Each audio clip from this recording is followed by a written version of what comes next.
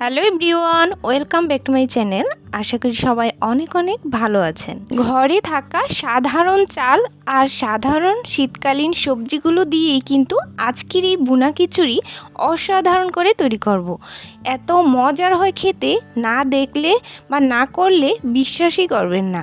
তাহলে পুরো ভিডিওটি স্কিপ না করে অবশ্যই দেখার চেষ্টা করবেন।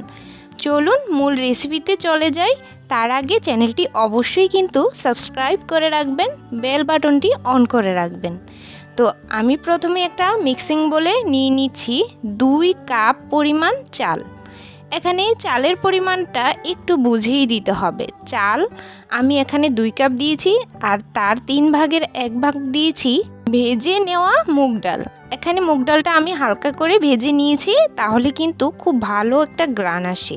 এবার এই চাল আর ডালটাকে ধোয়ার জন্য আমি অল্প অল্প করে জল অ্যাড করব, আর যতক্ষণ না পর্যন্ত এই জলটা পরিষ্কার হয়ে যাচ্ছে ততক্ষণ পর্যন্ত কচলে কচলে ভালো করে ধুয়ে নিব।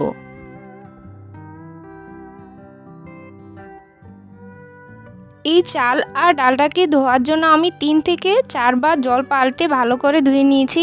এবার এই জলের মধ্যে চাল আর ডালটাকে 10 মিনিটের জন্য ভিজিয়ে রাখবো, তাতে অনেকটা নরম হয়ে যাবে।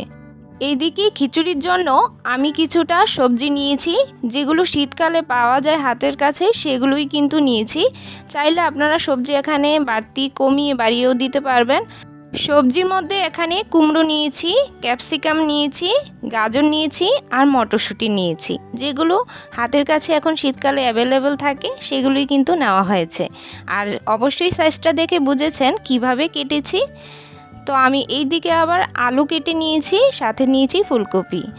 এখানে আলু একদম ছোট করে কিন্তু কেটে নিয়েছি, ফুলকপিটাও কিন্তু একদম ছোট করে কেটেছি যাতে সিদ্ধ তাড়াতাড়ি হয়ে যায়। এবার আমি একটা ব্লেন্ডার জারে কিছুটা পরিমাণ দিয়ে দিচ্ছি টমেটো কুচি। এখানে একটা বড় সাইজের টমেটোকে কুচি করে নিয়েছি। এর সাথে বাকি কিছু উপকরণ দিয়ে আমি একটা পেস্ট তৈরি করব। আর সাথে দিয়ে দিচ্ছি ধনেপাতা। ধনেপাতার ফ্লেভারটা খুব দারুণ আসে, অবশ্যই একটু বাড়িয়ে দেওয়ার চেষ্টা করবেন। সাথে দিয়ে দিয়েছি কয়েকটা আদা স্লাইস, একদম ভালো করে টুকরো করে নিয়েছি। আর যেহেতু টমেটো থেকে একটু জল বের হবে, সেজন্য আমি এখানে কোনো রকম জল অ্যাড করা ছাড়াই কিন্তু ব্লেন্ড করে নিব। আর একটা স্মুথ পেস্ট এখানে তৈরি হয়েছে। সাথে ব্লেন্ডারের জারে একটু লেগেছিল, তা ধুয়ে আমি সেই জলটাও এর সাথে অ্যাড করে দিলাম। এদিকে আমি ফোড়নের জন্য যে মশলাগুলো নিয়েছি সেগুলোর মধ্যে হচ্ছে এলাচ, দারচিনি, লবঙ্গ, তেজপাতা। এবার রান্নার কাজে যাওয়া যাক। এখানে আমি বড় একটা হাঁড়িতে কিছুটা পরিমাণ তেল দিয়ে দিচ্ছি। সবজিগুলো ভাজার জন্য যতটুকু তেল প্রয়োজন এখানে অতটুকুই দেওয়া হয়েছে।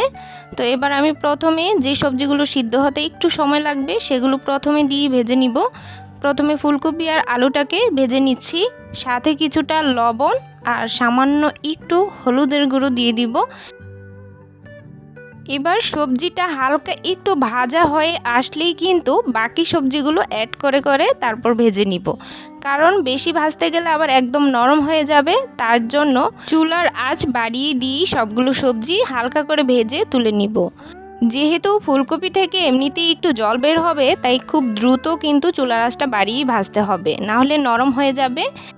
এবার বাকি সবজিগুলো অ্যাড করতে থাকবো আর ভেজে নিব।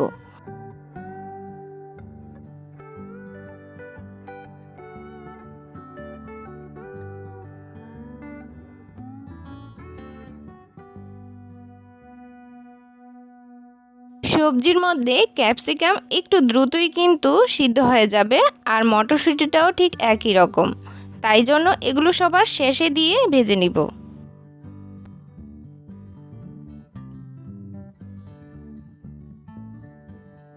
এবার ভালো করে তেল ঝরিয়ে সবজিগুলো আমি উঠিয়ে নিচ্ছি।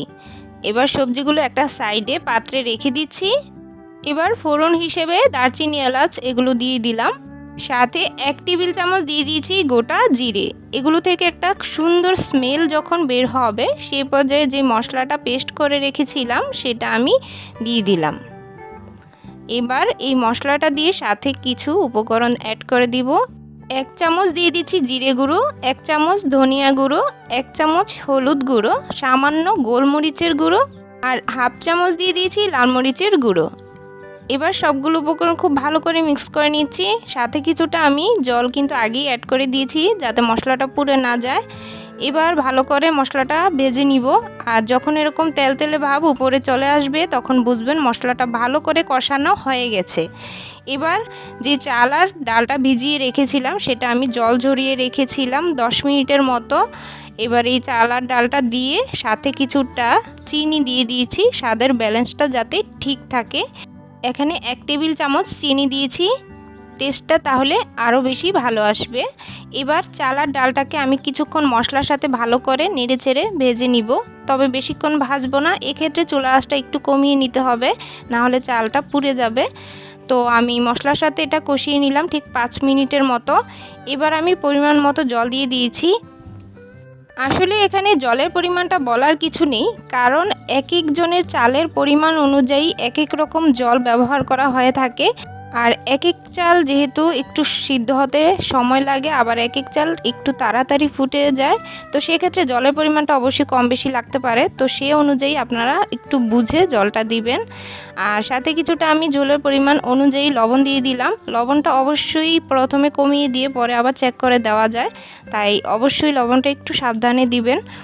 তো এক্ষেত্রে আমি কিন্তু কিছুক্ষণ ঢেকে রাখার পর তারপর চালটা কিন্তু 50%-এর মতো সিদ্ধ হয়ে গেছে। তো যখন 50% এই চালটা সিদ্ধ হয়ে যাবে সেক্ষেত্রে সবজিগুলো যে ভেজে রেখেছিলাম সেগুলো অ্যাড করে দিব। তো দেখুন চালটা কিন্তু 50% সিদ্ধ হয়েছে। তো আমি বাকি সবজিগুলো ভেজে রাখা সেগুলো সবগুলো দিয়ে এবার ভালো করে মিক্স করে নিব। আর এক্ষেত্রে যদি জলের পরিমাণ একটু ব্যবহার করা লাগে তো সেক্ষেত্রে অবশ্যই জলের পরিমাণটা ব্যবহার করে নেবেন। তো আমি আগেই বলেছি চালের পরিমাণ অনুযায়ী জলটা কম বেশি লাগতে পারে। তো আমি এবার আরেকটু ঢাকা দিয়ে রেখে দিব যাতে বাকি 50% এমনিতে সিদ্ধ হয়ে যায়। তো দেখুন খিচুড়িটা কিন্তু খুব ভালোভাবে হয়ে গেছে আর চালগুলো খুব ভালো করে সিদ্ধ হয়ে গেছে, সেটা আপনারা দেখেই বুঝতে পারছেন। তো ঘরে যেরকম চাল থাকবে ঠিক ওই চালগুলো দিয়ে এই খিচুড়িটা ঠিক সেমভাবে তৈরি করবেন, দেখবেন মুখে লেগে থাকবে। তাই প্লিজ একবার হলেও কিন্তু এটা ট্রাই করবেন, আশা করি অনেক ভালো লাগবে। আর হ্যাঁ, যদি রেসিপিটি ভালো লাগে তবে কিন্তু চ্যানেলটি সাবস্ক্রাইব করে রাখতে পারেন আর বেল বাটনটি অবশ্যই কিন্তু অন করে দিবেন, না হলে কিন্তু আমার ভিডিওর যে নোটিফিকেশনগুলো সেগুলো পাবেন না। তো আজকের মতো এ পর্যন্তই। এরকম মজার মজার সব ইউনিক রেসিপিগুলো দেখতে চ্যানেলের সাথেই থাকুন। আজকের মতো আসি, টাটা।